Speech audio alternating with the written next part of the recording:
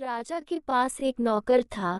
यूं तो राजा के पास बहुत सारे नौकर थे जिनका काम सिर्फ महल की देखरेख और साफ सफाई करना था। तो एक बार राजा का एक नौकर उनके शयन कक्ष की सफाई कर रहा था। सफाई करते करते उसने राजा के पलंग को छूकर देखा तो उसे बहुत ही मुलायम लगा। उसे थोड़ी इच्छा हुई कि उस बिस्तर पर जरा लेटकर देखा जाए कि कैसा आनंद आता है। उसने कक्ष के चारों ओर देखकर इत्मीनान कर लिया कि कोई देख तो नहीं रहा। जब वह आश्वस्त हो गया कि कोई उसे देख नहीं रहा है तो वह थोड़ी देर के लिए बिस्तर पर लेट गया। वह नौकर काम करके थका हारा था। अब विडंबना देखिए कि बेचारा जैसे ही बिस्तर पर लेटा, उसकी आंख लग गई और थोड़ी देर के लिए वह उसी बिस्तर पर सो गया। उसके सोए अभी मुश्किल से 5 मिनट बीते होंगे कि तभी कक्ष के सामने से गुजरते प्रहरी की निगाह उस सोए हुए नौकर पर पड़ी। नौकर को राजा के बिस्तर पर सोते देख प्रहरी की त्योरियां चढ़ गई। उसने तुरंत अन्य प्रहरियों को आवाज लगाई। सोते हुए नौकर को लात मार कर जगाया और हथकड़ी लगाकर रस्सी से जकड़ लिया गया।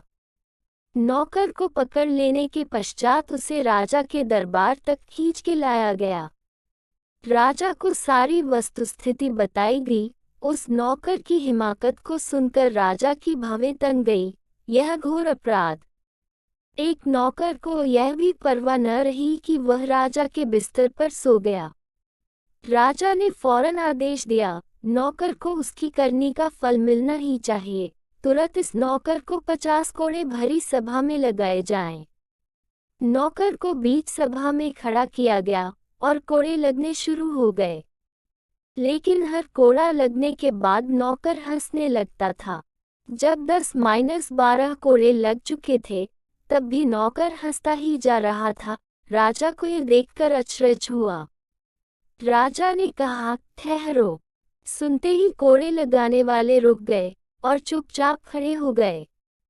राजा ने नौकर से पूछा, यह बताओ कि कोड़े लगने पर तो तुम्हें दर्द होना चाहिए, लेकिन फिर भी तुम हंस क्यों रहे हो? नौकर ने कहा, हुजूर, मैं यूं ही हंस नहीं रहा, दर्द तो मुझे खूब हो रहा है, लेकिन मैं यह सोचकर हंस रहा हूँ कि थोड़ी देर के लिए मैं आपके बिस्तर पर सो गया तो मुझे 50 कोड़े खाने पड़ रहे हैं। हुजूर तो रोज इस बिस्तर पर सोते हैं, तो उन्हें ऊपर वाले के दरबार में कितने कोड़े लगाए जाएंगे? इतना सुनना था कि राजा अनुत्तरित रह गए। उन्हें अपनी गलती का एहसास हुआ और उन्होंने तुरंत उस नौकर को आज़ाद करने का हुक्म दे दिया।